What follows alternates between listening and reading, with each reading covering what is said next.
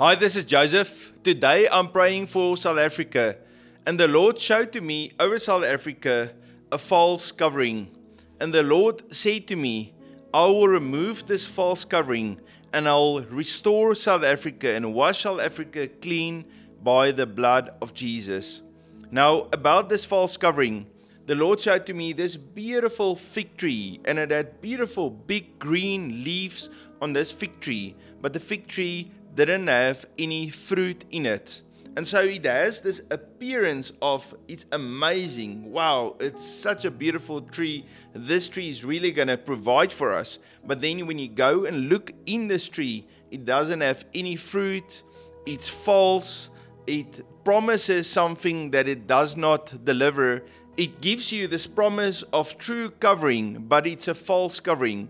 Now, that's exactly what happened with Adam and Eve when they sinned. So they saw they were naked, and then they took fig leaf and they tried to cover themselves. But this was not a good covering. That was not God's covering that He had for them. It actually says in Genesis chapter 3 verse 7, then the eyes of both of them were opened, and they knew that they were naked, and they sewed fig leaves together and made themselves coverings. And so that's a picture of the covering that South African people have over them. They think this covering is going to be a good covering that's going to provide for me, and I'm going to be blessed with this covering. But meanwhile, it's hypocrisy. There is no fruit. There's nothing good coming from it. In Matthew chapter 21, we see a similar picture with Jesus. It says, now in the morning, as he returned to the city, he was hungry. Okay, and so that's the people of South Africa. We say, yes, we are hungry. We want someone to rule over us and to be that covering. And so it says there, and seeing a fig tree by the road, he came to it and found nothing on it but leaves. And he said to it, let no fruit grow on you ever again. Immediately the fig tree withered away. Alright? And so I felt that the Lord is saying to this false covering that's covering South Africa right now, let no fruit grow on you ever again. In Mark chapter 11 verse 20 we continue, now in the morning as they passed by, they saw the fig tree dried up from the roots, and Peter remembering said to him, Rabbi, look, the fig tree which you cursed has withered away. And I believe that the Lord is saying that this governmental system that we see covering the nation of South Africa will dry from the root and it will wither away. And then the Lord is giving us a promise. He says, South Africa, if you reject this false covering, it will wither away, and I will be your covering. I will provide for you. I will even release my overflow and wealth to you. It says in Deuteronomy chapter 8 verse 18. And this is talking about the blessing that comes on South Africa when South Africa submit to the Lord and draw from the Lord as its covering. And you shall remember the Lord your God, for it is He who gives you power to get wealth, that He may establish His covenant which He swore to your fathers, as it is this day. And so South Africa, the Lord is giving you this word today. Reject the false covering and accept the Lord as your covering, because He will give to you the power to receive wealth and provision. The Lord is giving me this word. South Africa, do not worry, but come underneath my protection and my covering. Pray and cry out, and I will provide for you, and I will protect you. I want to read this scripture. It's a little bit of a long scripture, but listen to this, because I believe although it's a word of encouragement to us as individuals, it's also a word of encouragement that the Lord is speaking to South Africa. The Lord says, look at the birds of the air, for they neither sow nor reap nor gather into barns, yet your heavenly Father feeds them. Are you not of more value than they? Which of you by worrying can add 1 cubit to his stature?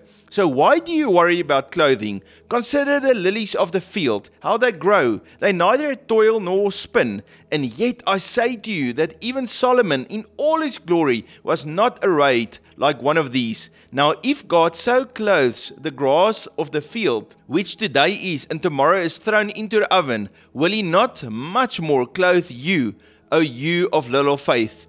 Therefore do not worry, saying, what shall we eat, or what shall we drink, or what shall we wear? For after all these things the Gentiles seek. For your heavenly Father knows that you need all these things. But seek first the kingdom of God and his righteousness, and all these things shall be added to you. Therefore do not worry about tomorrow, for tomorrow will worry about its own things. And so the word of the Lord to South Africa, as I pray, is that the Lord says, do not worry, but come underneath my covering. Seek first the kingdom of God. Reject the false covering and receive Jesus as your covering.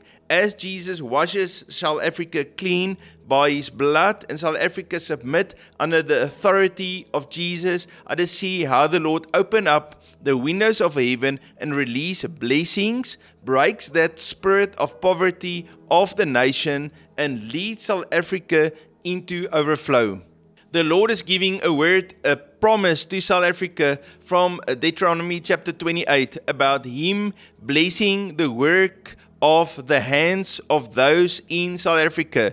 And the Lord is not only going to bless your hands as you work, but you will also release the opportunity for work to you. Deuteronomy chapter 28:12. The Lord will open to you his good treasure, the heavens, to give the rain to your land in its season, and to bless all the work of your hand. You shall lend to many nations, but you shall not borrow. And so a season is coming in the future of South Africa where we will not borrow, but we will actually lend to other nations, and South Africa will overflow with abundance because South Africa will be blessed in the work of their hands, and the covering of God will be over the nation. The Lord is giving a word of judgment over the leaders in South Africa. In Exodus chapter 20 verse 15, it says, you shall not steal. And so as you have rejected the word of the Lord, and you started to steal, and you operated as a thief that kill, steal, and destroy, the Lord says, my judgment will be upon you, and you will wither away.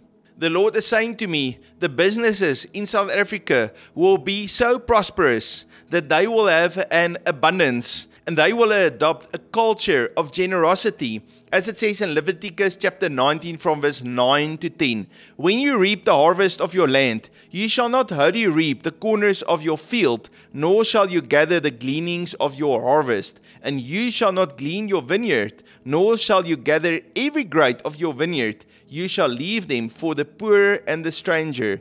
I am the Lord your God. And so there will be so much abundance in South Africa that there will be more enough to take care of the poor and to bring them out of this position of poverty into a place where they can work and they can prosper. The Lord loves South Africa. The Lord loves the people of South Africa, and he has a wonderful plan and a purpose for this nation. Let's reject the false covering of the enemy and accept Jesus as the covering and the Lord of South Africa.